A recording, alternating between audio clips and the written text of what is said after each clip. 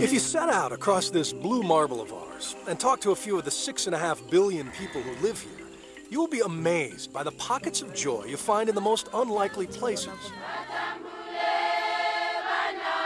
I've met happy mothers in the dusty villages of Africa, happy Tibetans toiling under Chinese oppression, happy families in the slums of Bombay.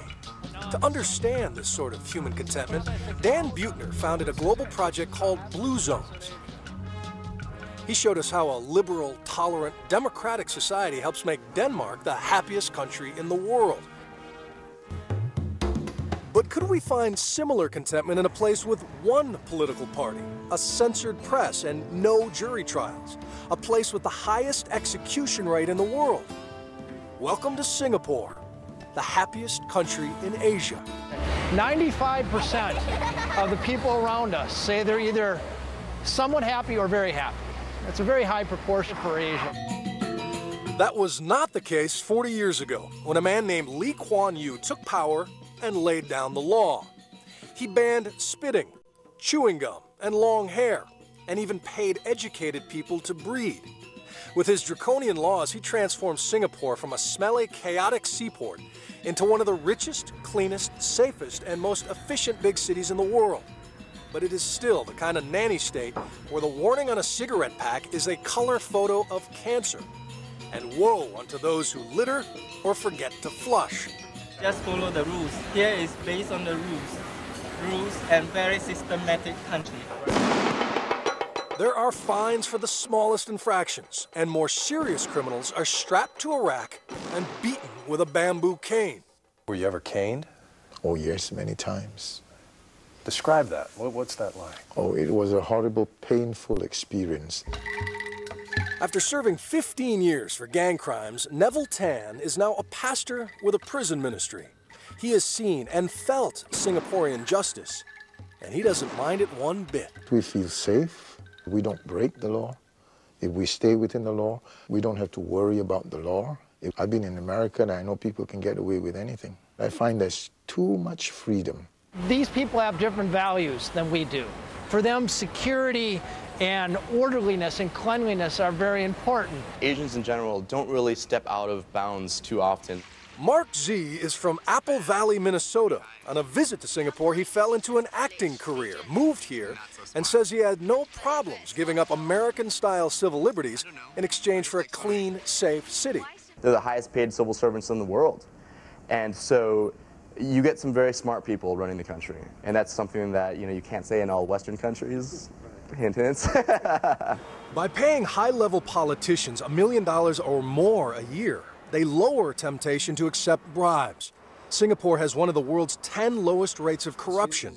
And according to extensive polls by Gallup's Peter Ong, this creates an extraordinary sense of trust and stability, despite the harsh laws. In terms of happiness, people need stability, and people need the ability to predict what their lives will look like in a week's time, in a year's time, in 10 years' time.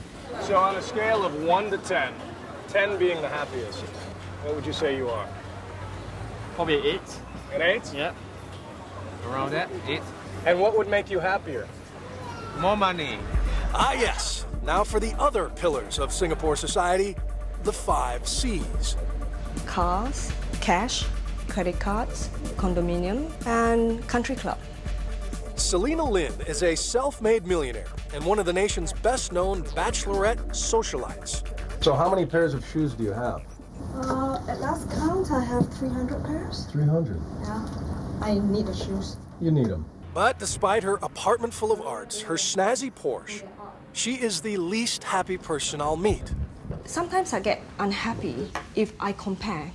Of course, someone else, will be wealthier, having a more luxurious life, driving a bigger car, having a bigger house. She's a good example of why Singapore is not quite as happy as less materialistic Denmark. Keeping up with the Joneses is a major source of unhappiness. And this place is so competitive. Every day, how much time should you spend sleeping? Kids spend their vacation in seminars on time management. But their drive to earn and spend and impress is tempered by Confucian values. The family always comes first. This morning happiness is having breakfast with my 3 grandchildren. 3, 4, 5. We saw it in Jenny Chua, the former CEO of the famous Raffles Hotel. And in Douglas Fu, one of the most successful restaurateurs in Asia. You seem very happy. You're the happiest guy I've met. Really? In the world, maybe. Really? Okay, thank you. His goal is to create a sushi chain as big as Starbucks or McDonald's, just as soon as he's done playing with his kids. Can you have both? Can you have it both ways? There are a lot of things I want to do in my life. I want to make sure that by the time I leave, when he calls up and say, now it's the time to go, I will leave smiling and saying that I've lived a very fulfilling, meaningful life. Our search also begs the question, what about the unhappiest countries on Earth? For obvious reasons, Iraq is near the bottom of the list, but alongside are less violent places like Moldova and Zimbabwe. Poverty is a big reason, but wealthy Italy ranks itself as the unhappiest country in Western Europe, and the common factor is corruption. If organized criminals run your neighborhood, if you can't trust your government, police, or neighbors, happiness is much harder to come by. Now, if you're wondering about the happiest place in America, Eric Weiner scanned the globe for his new book, The Geography of Bliss. And using the lessons learned, he picked Asheville, North Carolina. You've got the mountains, beautiful mountains all around. You have a tremendous, thriving, artistic community. Every other shop is a coffee shop or a bookstore or something like that. So social setting. You have a really strong sense of community here. And if I've learned anything from researching this book, it's that other people matter. There's no such thing as personal happiness. Your happiness is part and parcel of those around you. So in the end, if you want to find happiness, find the strongest possible community. Community is why contentment can be found along with the high taxes in Denmark, the severe laws in Singapore, and the crushing poverty in India.